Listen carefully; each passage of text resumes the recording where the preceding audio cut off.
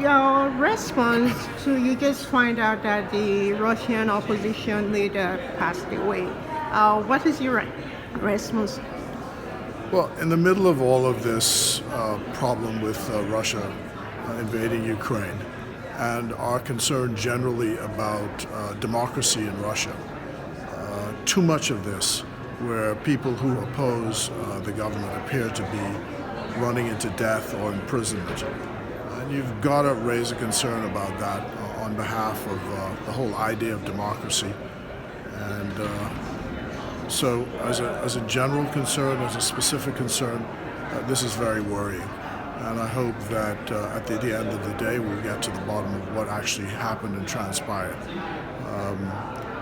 It doesn't look good. Okay.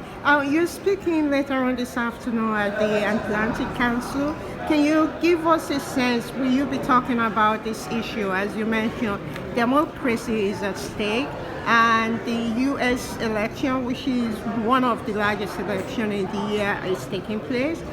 We also have an election in Germany that is coming up. So could you talk about this concern as it relates to democracy and as it relates to not just Bahamas, the developing country? So we're watching the American domestic scene. We're 50 miles away from them, and their economy and their political decisions influence us greatly. So one of the focuses of this afternoon's talk at the Atlantic Council will be the relations between the Bahamas and CARICOM and the United States, and how policies are going to affect our countries.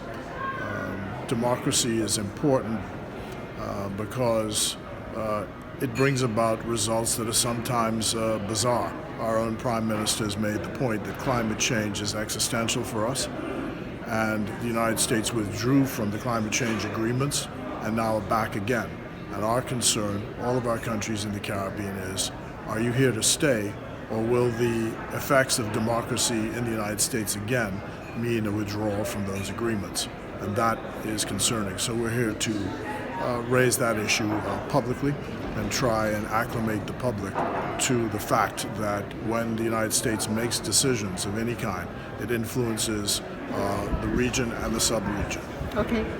In terms of the global economy, we are seeing that impact significantly on developing countries. Debt is very, very high.